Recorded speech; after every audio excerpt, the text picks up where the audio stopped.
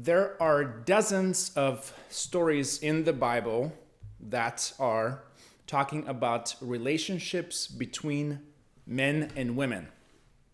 All right?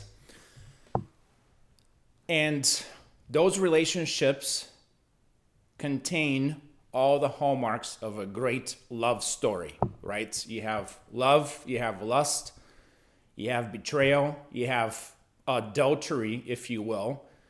So everything is in it, yet the relationship stories between people in the Bible are disproportionately missing from cinema. They're missing from modern filmmaking, right? And when I was thinking about this story about David and Abigail, I started thinking, why is that the case? Why does an industry that so heavily borrows from the Bible for its themes, why does it completely omit or heavily redact, heavily censor biblical stories between men and women, right? What is the reason? And then there are no doubt multiple reasons about that. One of the most obvious reasons is that the vast majority of stories about relationships between men and women are what we would consider today illegal, and at very best they would be highly, highly inappropriate. And I'm going to walk you through a few of these before I get to David and Abigail, starting from the beginning, from Genesis, right? So in Genesis, we're introduced to, as you might know, Adam and Eve, right? And I have no doubt that Adam and Eve is the greatest love story between men and women in this book. We're just not told a whole lot about it, right? So imagine waking up to someone whose mother didn't smoke a pack of Camels a day and whose father didn't drink a handle every weekend, right? I mean, you think you got good genes? Okay. Imagine what these two looked like. Not only that, but they were subject to immortality in the beginning. So their bodies are not something that you see today, regardless of how much Ozempic, steroids, HGH, and stuff like that people take, okay? It simply does not exist today. So, again, not much is said about those two. I mean, we know exactly how they met. But other than that, we don't know much about their relationship. But we know that they just literally were so into each other that they forgot about the only other entity that existed at that time with them, and that is God, right? And then when you continue in the book of Genesis, then you get to Abraham, more or less, as far as relationships between men and women go. And then you get introduced to Abraham and Sarah. We do not find out where they met, right? So we just are introduced to them. We follow their life, and they go from Mesopotamia, they go into Canaan, then they go into Egypt, and we got the story of them two pretending they're brother and sister in front of Pharaoh, king of Egypt, so that he does not kill Abraham because Sarah is described as extremely beautiful, right? And everyone also agrees with that statement. So, well, come to find out, 5-6 chapters later, toward the end of Abraham's story, in the end of Abraham's life, you find out that they're actually brother and sister, right? They share the same father, but they have a different mother, so they're half siblings. So you go try to put that on camera, right? You put that in movies today. That's ridiculous, right? Who do we have after Abraham? After Abraham, we have his son Isaac. And people say evolution is not discussed in the Bible. Well, this is evolution right here in front of you. He doesn't marry his sibling, right? He marries the daughter of his first cousin. So, I mean, that's progress right there, right? Huge progress. And I believe their love story is one of those that is just classic, right? Classic, regardless of the age gap. Just whenever she shows up, when she's on a camel riding back to him, and then she asks his servant, who is that man, right? And the servant says, this is my master, right? In other words, this is Isaac. And then Rebecca just gets off the camel, and then, let me cover myself up here a little bit, right? So very completely the opposite of what we're used to seeing today on cinema, in movies, right?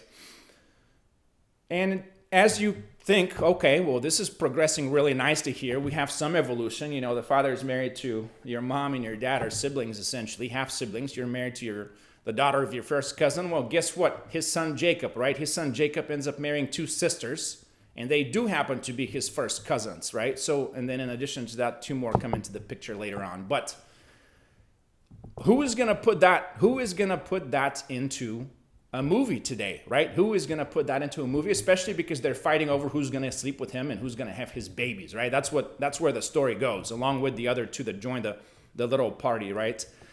Interestingly enough, the brother of Jacob, whose name is Esau, that's the other son of Isaac, he marries two women that are not sisters. He marries two women that are foreigners. Well, nobody likes them much, really, but he's the one that's labeled a fornicator, right? He's labeled a fornicator, and he's the only one that appears to be having a normal relationship outside of the family, right? And he's the one that God hates, right? Because of, well, it's covenantal stuff there. It's got nothing to do with the fact that he married two foreign women and so on. But either way, you kind of start wondering after that, am I doing something wrong in my life, right? Am I just picking the wrong people?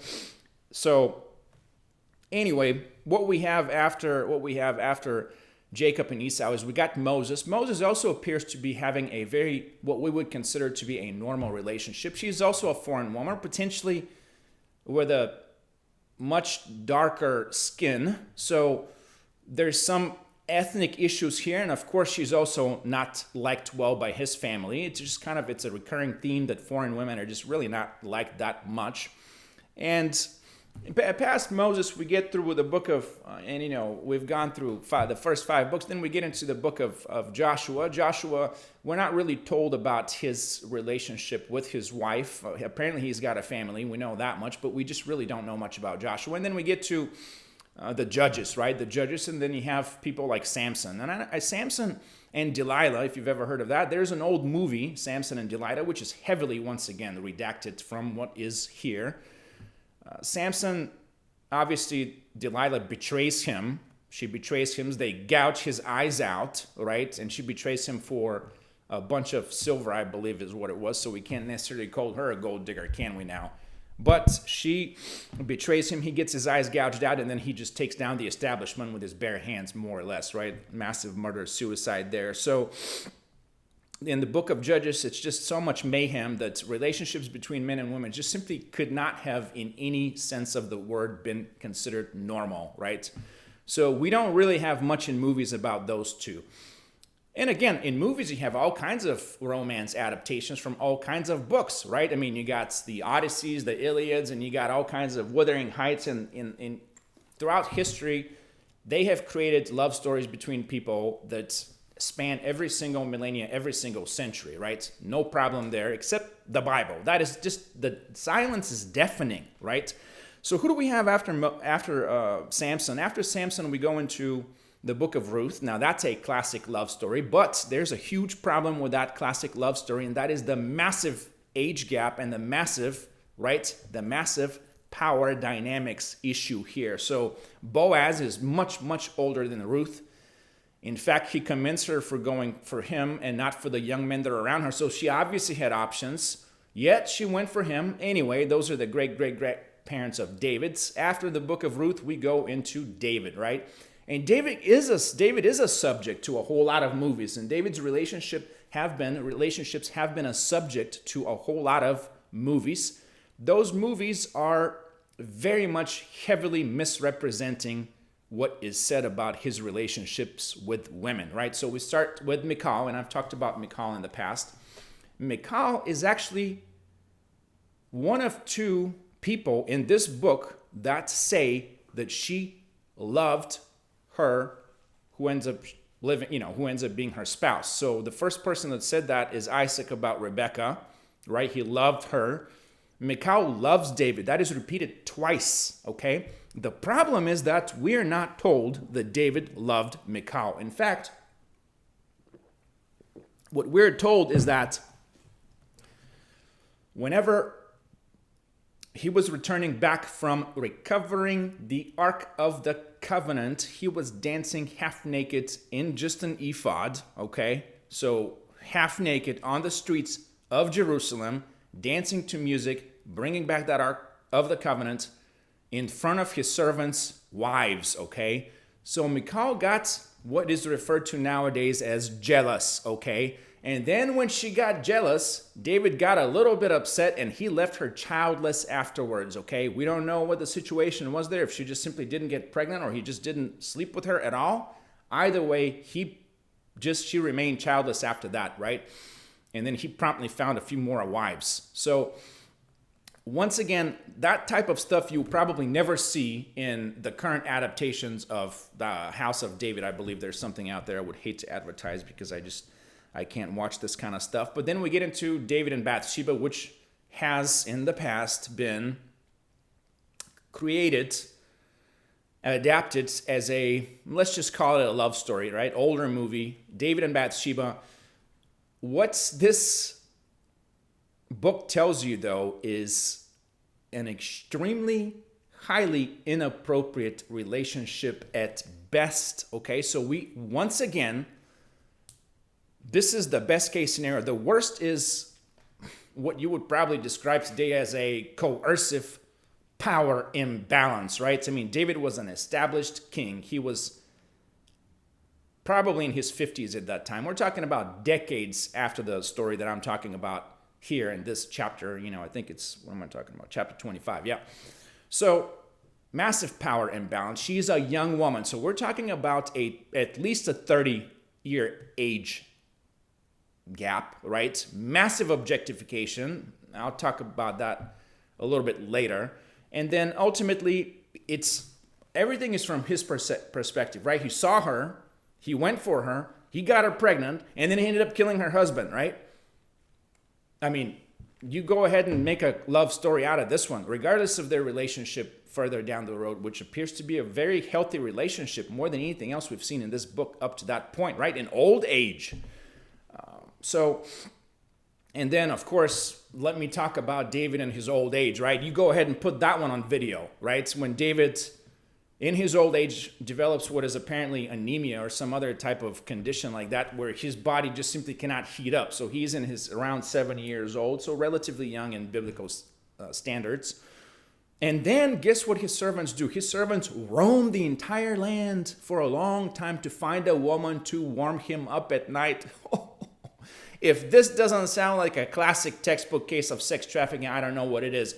But it's not sex trafficking because apparently she did not sleep with him, okay? She did not lay with him. She just was what you would refer to as a heating blanket. They didn't have those back in the day. So yeah, you go ahead and put that in movies, right? The fact that this book is actually legal is stunning, right? It is stunning. So what is going on here is the books in this book, in the Bible, and the relationships, they represent very uncomfortable truths that, trust me, they happen every single day in the real world that we live in, but it's not something that you would put in a movie, right?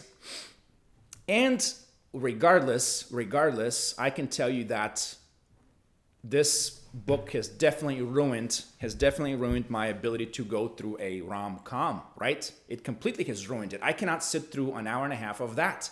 I mean, at what point did a woman spill a drink on the crotch of a man, then they laughed it off, and then they fell in love, and then they got married, right? When does that ever happen? I mean, I'm a middle-aged man, somewhat white. That's never happened to me. Like, where does this happen? Does it happen in restaurants? Does it happen at home? Like, when did this ever happen, right? And people say, well, just calm down, man, it's entertainment. No, it's not. It's nonsense, okay? To me, that's nonsense. This is entertainment to me, right? You read about dozens of people who have relationships that are actually making sense. They feel real, because if you've ever been in a relationship, when was it not just a mess, right? Sure, there are perfect relationships out there. I just haven't seen one. I mean, there's always dirt, always. So where do we fit David and Abigail, the subject of this chapter here? Where do we fit them in this spectrum, in this gamma of relationships, right? They probably fall right in the middle somewhere, right? They're not complete psychopaths like Jezebel and Ahab, who, by the way, are a perfect match. Jezebel and Ahab were a perfect match. Maybe not a match made in heaven, maybe a match made in another place, but they were a perfect match. So, and they're also not, I guess, I don't know. On the other spectrum is you have you have Adam and Eve, you have Isaac and Rebekah. So David and Abigail, as messy as the story is, and with a start that is kind of a little bit disturbing, right? It's still they fall right in the middle of this relationship spectrum, right? So here's how it goes. This is the chapter 25, verse 1. And Samuel died, and all the Israelites were gathered together and lamented him and buried him in his house at Ramah. And David arose and went down to the wilderness of Paran. Okay, so this chapter, just before David meeting Abigail, starts with the death of Samuel. Samuel gets a one-liner. The prophet of God gets a one-liner for his death. See ya, right? Obviously, Samuel is a huge influence in this book. I mean, the book is named after him, and so is the next book. The prophet Gad potentially keeps on the narrative from here on. But what we also see here is that David arose and went down to the wilderness of Paran. I didn't recap what happened in the previous chapter 24, where David saved the life of King Saul, and then they still continue hiding because the guy is, once again, has got a disorder of some sorts. But he's hiding out there in the wilderness of Paran. This is kind of very much in Judean territory. It's very well within the kingdom of King Saul. Okay, it's not a borderline town like Keilah, the one that I talked about that David saved. This is very much inside Judean territory in that area that is between Jerusalem and the Dead Sea, essentially. So at that point in time, that's a very well protected area. And here's how the other two verses go. And there was a man in Maon whose possessions were in Carmel, and the man was very great, and he had 3,000 sheep and 1,000 goats, and he was shearing his sheep in Carmel. Now the name of the man was Nabal, and the name of his wife Abigail. And she was a woman of good understanding and of a beautiful countenance, but the man was churlish and evil in his doings, and he was of the house of Caleb. Setting the stage over here, just like a classic fairy tale, right? She was married, okay? So first of all, let me go over here. Carmel is a wealthy town, again, in that area. This man was very great, so very great. He was just a wealthy man. They live in some sort of a compound with a bunch of servants. He's got thousands of sheep, thousands of goats, and he's shearing his sheep in Carmel, right? So obviously he's shearing sheep in that town out there. Now the name of the man was Nabal. That's another play of words that doesn't matter at this point. And the man and the name of his wife, Abigail. Okay, Abigail, beautiful name. Beautiful name. It's apparently it's been around for 3,000 years, right? David lived about 3,000 years ago. It's apparently somewhat of a common name. David's sister is also named Abigail, right? So common to this day in English-speaking countries. In some other language that I'm familiar with, beautiful name, it just never used, unfortunately. That's a shame. So this is how she's described, and this is incredibly important. The description of those women that are referred in the Bible to as beautiful is very different for each one that is described as such. Bathsheba is described as beautiful to look upon, okay? That already gives you that objectification that we experience later on in the story, right? She was beautiful to look upon. Now, she's not described as of good understanding, in other words, wise, just like Abigail is described, but that doesn't mean that Bathsheba was not of good understanding. I mean, she was the granddaughter of one of David's counselors, right? So extremely, extremely smart woman, as we find out later on. But here we have a woman who is described as of good understanding and of a beautiful countenance. Countenance, once again, I want to remind you, countenance means face. So the fact that she's described with a beautiful face comes in play later on in this chapter, okay? Of good understanding, this simply means that she was smart in the words that we would use today. She was wise, she was smart. Beautiful countenance. Now remember, David was also described as someone who had a beautiful countenance. So, the man himself, the husband, the household, the man of the household, he is described as churlish and evil in his doings, and he was of the house of Caleb, okay? So a couple of things here, churlish and evil in his doings. Churlish means he was kind of rude, difficult to talk to, confrontational. I don't know. It's what you would describe colloquially as just an asshole today, right? That's what he was. And evil in his doings, and we'll find out later what's up with that. And he was of the house of Caleb. Caleb is one of those two people that successfully came from the wilderness, right? From the wilderness into the land of Canaan, and he inherited a huge portion of the Judean land, right? And he asked for it, so that's the house of Caleb. So that means that they are Judeans. They're from the tribe of Judah, both Nabal and apparently Abigail. Now, David is also of the house of Judah, right? David is also of the house of Judah. He's not necessarily of the house of Caleb, which this is just an aside here that he's of the house of Caleb. Doesn't really have anything to do with the story. Okay, so we go on to chapter 25, verses 4 through 8. And David heard in the wilderness that Nabal did shear his sheep, and David sent out 10 young men. And David said unto the young men, Get you up to Carmel, and go to Nabal, and greet him in my name, and thus shall you say to him that liveth in prosperity, Peace be both to thee, and peace be to thine house, and peace be unto all that thou hast. And now I have heard that thou hast shearers. Now thy shepherds, which were with us, we hurt them not, neither was there aught missing unto them, all the while they were in Carmel. Ask thy young men, and they will show thee. Wherefore let the young men find favor in thine eyes, for we come in a good day. Give, I pray thee, whosoever cometh to thine hand unto thy whatsoever cometh to thine hand unto thy servants and to thy son David. Okay, so this kind of makes sense in modern English as well.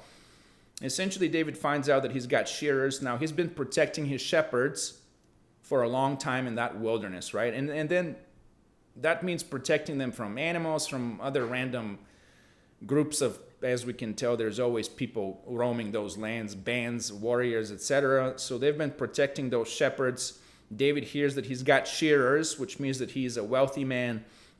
He gets wool out of those sheep, right, and all kinds of stuff.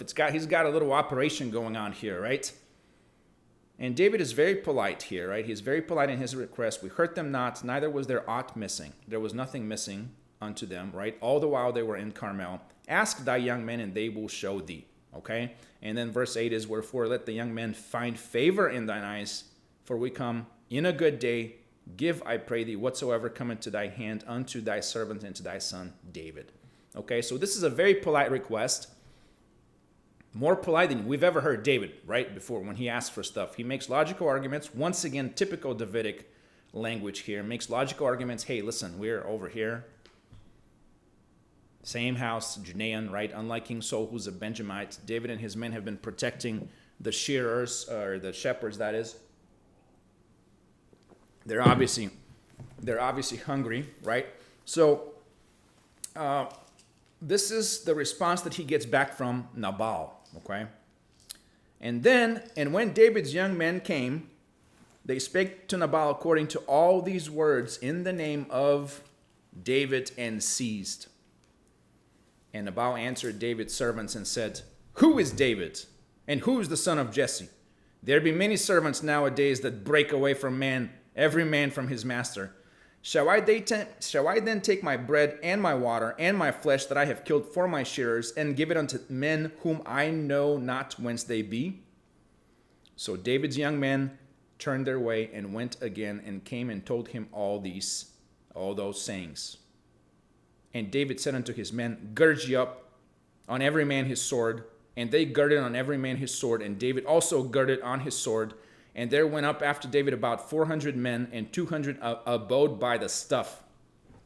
All right, so what's happening here is very clear. This guy just responds rudely to David's men, telling, first of all, offending him. Who is David? Who is the son of Jesse? There be many servants nowadays that break away every man from his master. David never broke away from anybody. He's just getting chased.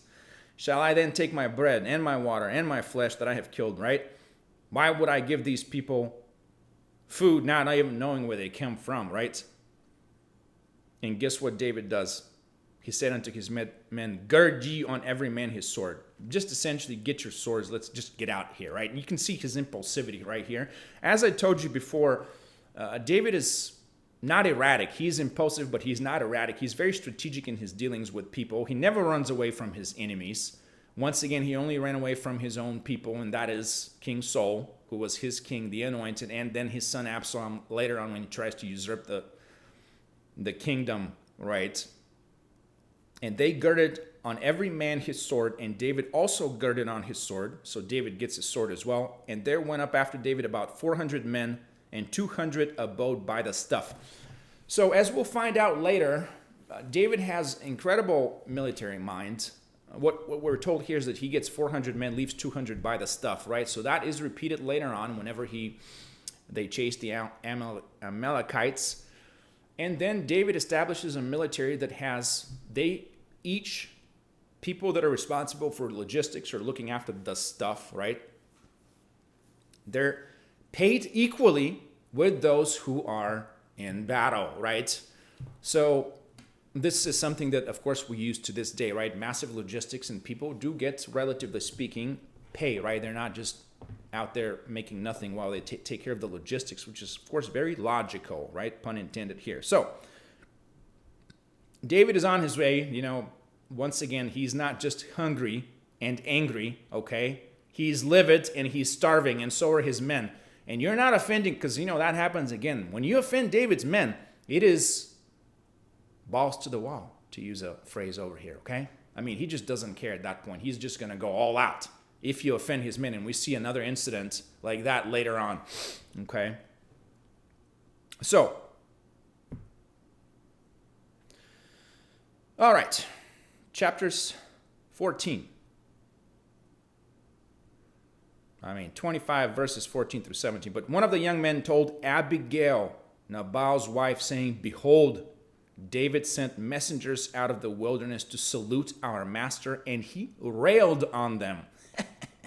But the men were very good unto us, and we were not hurt, neither missed we anything, as long as we were conversant with them. When we were in the fields, they were a wall unto us, both by night and day, all the while we were with them keeping the sheep. Now therefore know and consider what thou wilt do, for evil is determined against our master and against all his household, for he is such a son of Belial, and a man cannot speak to him. All right, so here's a couple of things that are very, very interesting in these 14 through 17, verses 14 through 17, okay? First of all, but one of the young men, right, so those are shearers, shepherds, he goes directly to Abigail, okay? He goes directly to Abigail and describes what happened, okay? And what happened is that he railed on them. Nabal, her husband, railed on the people who came to request food. Even though the men were very good unto us, and we were not hurt, neither missed we anything, as long as we were conversant with them when we were in the fields. They were a wall unto us day and night, right? Keeping the sheep. Now therefore, guess what he tells her? Consider what thou will do. Consider what you will do, for evil is determined against our master. So this young man is a smart man, okay? He knows that David has lost it at this point, and he is coming. And evil is determined against the entire household. And we'll find out what David planned on doing later on, okay? So the other thing that is striking here is that, first of all, the servants, the young men, are not afraid to talk to her. And I'll touch on that a little bit more here in just a second. They're not afraid to talk to her, and they're not afraid to talk about her husband to her. What did they say? First of all, he railed on them, right? He railed on them. I love that. He's a man of Belial. Yeah, that just means that he's a son of the devil, essentially, a son of the B word over there. That a man cannot speak to him, right? He was described as churlish. This man goes directly to Abigail, right? And just is not afraid to talk trash about his own master. So everybody knew what was going on here, right? Also, this is extremely typical of the women of God.